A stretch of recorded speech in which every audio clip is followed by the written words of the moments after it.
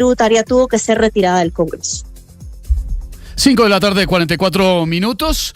Blue Radio conoció detalles inéditos sobre la investigación del atentado contra Miguel Uribe Turbay. Una de las claves estaría en las transacciones realizadas en una panadería que suministraba alimentos a este joven de 15 años que accionó el arma de fuego en la localidad de Engativá. Los detalles los tiene Juan Esteban Quintero. Blue Radio confirmó que uno de los elementos clave en la investigación por el atentado contra el precandidato Miguel Uribe Turbay, que actualmente es objeto de análisis por parte de los investigadores, son las transacciones realizadas a través de una aplicación financiera a una panadería en la localidad de Engativá. Según la información recabada mediante un número de celular que cumplía una función específica para el negocio, los dueños del establecimiento recibían transferencias de 3.000 pesos que eran redimidos en alimentos por el menor de 15 años que disparó en 3 ocasiones contra el senador. Este detalle se ha convertido en una pieza crucial dentro de la investigación que adelantan más de 180 funcionarios.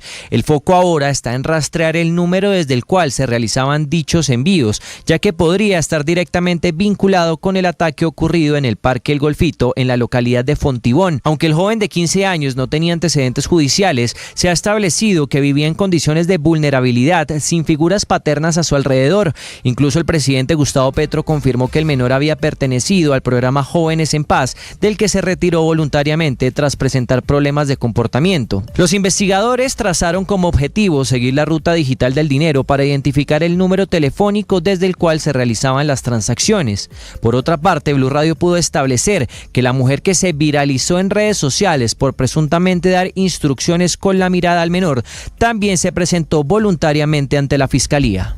5:46 p.m, ya cambia el reloj. Juan Esteban, gracias. Si ustedes quieren conocer detalles sobre todo este movimiento de dinero, ya encuentran la información en bluradio.com y en @blurradioco. La otra noticia importante tiene que ver con la Comisión de Acusaciones de la Cámara de Representantes, que va a abrir una nueva indagación de tipo penal contra el presidente Gustavo Petro. ¿Por qué?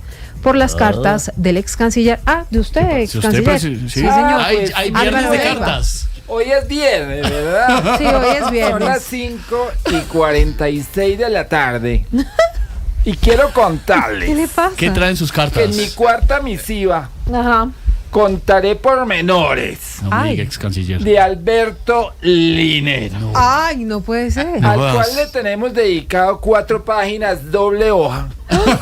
Caramba. ¿Sí? Con pelos y señales de comportamientos No puede de ser. cuando se va a disque a dar conferencias. ¿Y no se va a dar conferencias? Lea la carta y verá. No. ¿Te parece esto, por Dios? Oiga. Y él sí que sabe de cartas, de los apóstoles. Le digo una cosa, canciller Leiva. Tú sabes. Pues vamos de inmediato a la Comisión de Acusación de la Cámara de Representantes con Juan David Ríos, porque entonces abren indagación de tipo penal contra usted, presidente Petro. Pues, a ver qué hay contra mí hoy. Cuéntame, Juan Esteban, es que Juan David. Se llama Juan David. Juan David. Juan Esteban. Bueno, Juan David es un nombre de David. David, que fue el que mató a Goliat. En ese tiempo Sí. con una onda. Sí, con una... Sí. Porque en ese tiempo no llamadas. Ay, señor, no más. Ay, ya, Juan Juan David David. Ríos con el informe. Hola, buenas tardes. Mire, y es que la Comisión de Acusaciones esta semana, el miércoles, ya había iniciado un proceso de indagación de tipo administrativo contra el presidente Gustavo Petro por esas 3 cartas del ex canciller Álvaro Leiva, acusándolo de procesos indebidos del mandatario en el extranjero, específicamente en Francia. Pues en un documento que declaran la ruptura de la unidad procesal en la investigación, la Comisión de Acusaciones de la Cámara pretende abrir otra investigación, otra indagación más bien de tipo penal, por delito de falsedad ideológica en documento, es decir, indagar si el presidente incurrió en este delito estando en el extranjero. En el auto dice, y abro comillas, tras un estudio de las cartas aportadas por el quejoso, encuentran los suscritos representantes la existencia de afirmaciones contentivas de hechos que podrían revestir la calidad de un delito en cabeza del aforado, es decir, del presidente, específicamente en lo correspondiente a la presunta comisión de un delito de falsedad ideológica en un documento público, en la expedición ejecución del decreto 1009 del 24 de junio del 2023, cierro comillas. Recordemos que este decreto, el 1009 del 2023, hace referencia al de retrasar el regreso del presidente Gustavo Petro a Colombia, proveniente de Francia, por un día, y que según el ex canciller Leiva en sus cartas, fue en ese momento que el presidente se había desaparecido. Pide también la comisión de acusaciones ordenar la devolución del expediente a la Secretaría de Comisión para que proceda a su separación y un nuevo reparto conforme en lo expuesto en la parte motiva de la presente decisión. Es lo que dice la comisión. Intentar indagar sobre un nuevo delito de falsedad ideológica en documento por parte del presidente Gustavo Petro es lo que ordena la comisión de acusaciones de la Cámara.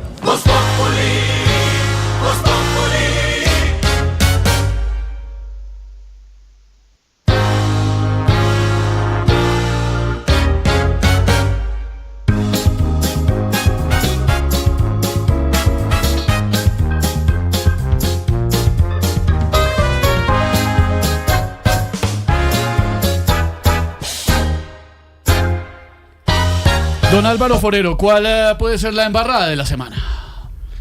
Pues que ante la situación surgida de la convocatoria por decreto de la consulta y el anuncio de una eventual constituyente, los dos extremos están dedicados a profundizar una crisis política, a generar zozobra, a decir que estamos en una situación crítica, en lugar de dedicarse a llegar a acuerdos para solucionarla con la reforma laboral que se está tramitando en el Congreso.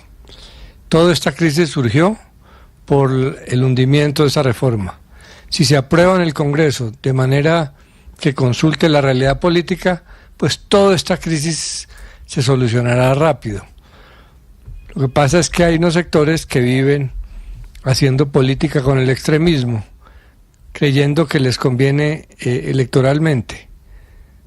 Si usaran todas esas energías para llegar a un acuerdo sensato en el Congreso, todo esto sería innecesario.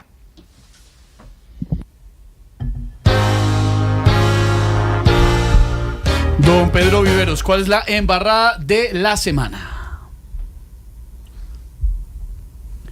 Ya vamos pues con mire, don Pedro. Don Pedro, adelante. Hay una gran crisis. Hay una crisis política muy fuerte, pero el país y el gobierno no puede desatender los problemas que afectan a los colombianos. Y en los últimos días hemos visto una escalada demencial, en mi opinión, de inseguridad en el suroccidente del país.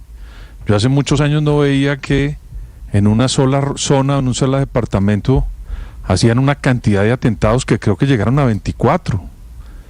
Y hoy siguen en Corinto y siguen en Buenaventura, y el gobierno pues no atiende los requerimientos de una población que está en este momento sumida en una amenaza muy fuerte de los grupos que hacen este tipo de violencia.